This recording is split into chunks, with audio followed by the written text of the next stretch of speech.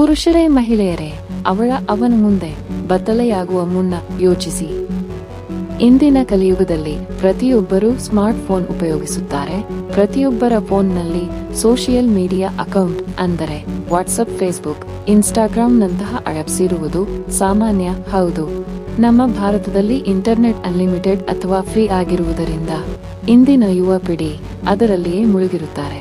ಅವರಿಗೆ ಬೇರೆ ಯಾವುದರ ಬಗ್ಗೆಯೂ ಗಮನ ಇರುವುದಿಲ್ಲ. ಅವರಿಗೆ ಇಂಟರ್ನೆಟ್ನಲ್ಲಾಗುವ ಸ್ಕ್ಯಾಮ್ಗಳ ಬಗ್ಗೆ ಅರಿವಿರುವುದಿಲ್ಲ. ಹಾಗಾಗಿ ಇಂಟರ್ನೆಟ್ನಲ್ಲಿ ಆಗುವ ಆನ್ಲೈನ್ ಸ್ಕ್ಯಾಮ್ಗಳ ಬಗ್ಗೆ ನಿಮಗಿರಲಿ ಗಮನ. ಈ ವಿಡಿಯೋವನ್ನು ತಾಳ್ಮೆಯಿಂದ ಪೂರ್ತಿ ವೀಕ್ಷಿಸಿ. 1. ಆನ್ಲೈನ್ ವ್ಯಾಪಾರಿಗಳು ಹಣಕ್ಕಾಗಿ ಜನರನ್ನು ಮೋಸಗೊಳಿಸಲು OTP ಅಥವಾ ಬ್ಯಾಂಕ್ ಖಾತೆ ವಿವರಗಳನ್ನು ಕೇಳುತ್ತಾರೆ. ನೀವು ಈ ಸೂಕ್ಷ್ಮ ವಿವರಗಳನ್ನು ಎಂದಿಗೂ ಯಾರಿಗೂ ಹೇಳಬಾರದು. 2. ಫೇಸ್ಬುಕ್ನಲ್ಲಿ ಯಾರೊಬ್ಬ ಅಪರಿಚಿತ ಮಹಿಳೆ ಮೆಸೇಜ್ ಮಾಡಿ ನಿಮ್ಮ ಜೊತೆ ಸ್ನೇಹ ಸಂಬಂಧ ಬೆಳೆಸಬೇಕೆಂದು ಫ್ರೆಂಡ್ ರಿಕ್ವೆಸ್ಟ್ ಸೆಂಡ್ ಮಾಡುವ ಮುಖಾಂತರ ನಿಮ್ಮ ಮನಸ್ಸನ್ನು ಸೆಳೆದು ನಿಮ್ಮನ್ನು ಬುಗುರಿ ತರಹ ಆಡಿಸಬಹುದು. ಕಾಮದ ಬಗ್ಗೆ ಆಸೆ ಹುಟ್ಟಿಸಿ ನೀವು ಅವಳ ಮುಂದೆ ಬೆತ್ತಲೆಯಾಗಬೇಕೆಂದು ವಿಡಿಯೋ ಕಾಲ ಮಾಡಬಹುದು. ಈ ರೀತಿ ವಿಚಿತ್ರ ಸಂಗತಿಗೆ ನೀವು ಏನಾದರೂ ಎದುರಾದರೆ ದಯವಿಟ್ಟು ಹಿಂಜರಿಯಿರಿ, ಯಾಕೆಂದರೆ ಇದು ಒಂದು ರೀತಿಯ ಸ್ಕ್ಯಾಮ್. ಅವಳು ನಿಮ್ಮ ವಿಡಿಯೋ ರೆಕಾರ್ಡ್ ಮಾಡಬಹುದು. ರೆಕಾರ್ಡ್ ಮಾಡಿ ನಿಮ್ಮ ನಗ್ನ ವಿಡಿಯೋ ನಿಮ್ಮ ಫ್ಯಾಮಿಲಿ ಫ್ರೆಂಡ್ಸ್ ಜೊತೆ ಶೇರ್ ಮಾಡಬಹುದು. ಇಷ್ಟು ಹಣ ಕೊಟ್ಟರೆ ಸರಿ, ಇಲ್ಲ ವಿಡಿಯೋ ವೈರಲ್ ಮಾಡ್ತೀನಿ ಅಂತ ನಿಮಗೆ ಹೆದರಿಸಿ ಬ್ಲಾಕ್ ಮೇಲ್ ಮಾಡಿ ನಿಮ್ಮ ಜೀವನವನ್ನೇ ನರಕ ಮಾಡಬಹುದು. ಹೌದು ಸ್ನೇಹಿತರೆ, ನೀವು ಅಂದುಕೊಳ್ಳಬಹುದು ಯಾರೋ ಇರೋದಿಲ್ಲ ಹೀಗೆ ಎಂದು, ಆದರೆ ನೀವು ಇದರ ಬಗ್ಗೆ ಮುನ್ಸೂಚನೆಯನ್ನು ವಹಿಸಬೇಕು.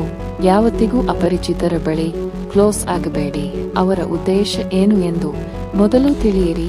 ಆದಷ್ಟು ಅವರಿಂದ ದೂರವಿರಿ. ಇದು ಹುಡುಗಿಯರಿಗೂ ಕೂಡ ಅನ್ವಯಿಸುತ್ತದೆ.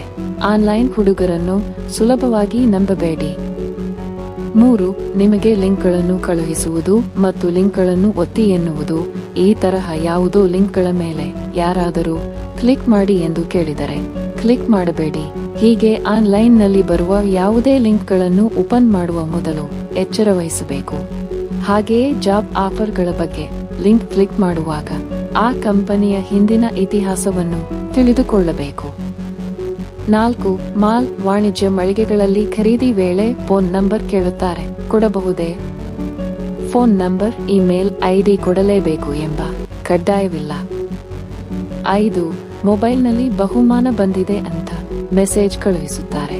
ವಂಚನೆ ಉದ್ದೇಶದಿಂದಲೇ ಅವುಗಳನ್ನು ಕಳುಹಿಸಲಾಗುತ್ತದೆ.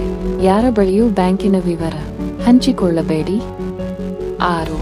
Part time work from home ಕೆಲಸ ನೀಡುವ ಆಮಿಷವೊಡ್ಡಿ ಬಳಕೆದಾರರಿಗೆ ಒಂದು ಆಸೆಯನ್ನು ಹುಟ್ಟಿಸುತ್ತಾರೆ. ಇನ್ನು ಇದೇ ರೀತಿ ಮಾಡಿದಾಗೆಲ್ಲ ಬಳಕೆದಾರರ ಅಕೌಂಟ್ಗೆ ಹಣ ಬರುವಂತೆ ಸಹ ತೋರಿಸಲಾಗುತ್ತದೆ. ಆದರೆ ನಿಜವಾಗಿಯೂ ಸ್ವಲ್ಪವೂ ಹಣ ಬಂದಿರುವುದಿಲ್ಲ.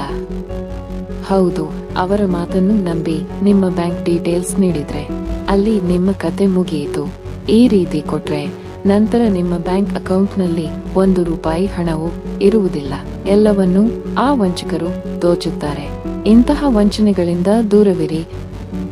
ಸ್ನೇಹಿತರೆ, ಈ ಮಾಹಿತಿ ನಿಮಗೆಲ್ಲ ಇಷ್ಟವಾಗಿದೆ ಎಂದು ಭಾವಿಸುತ್ತೇನೆ.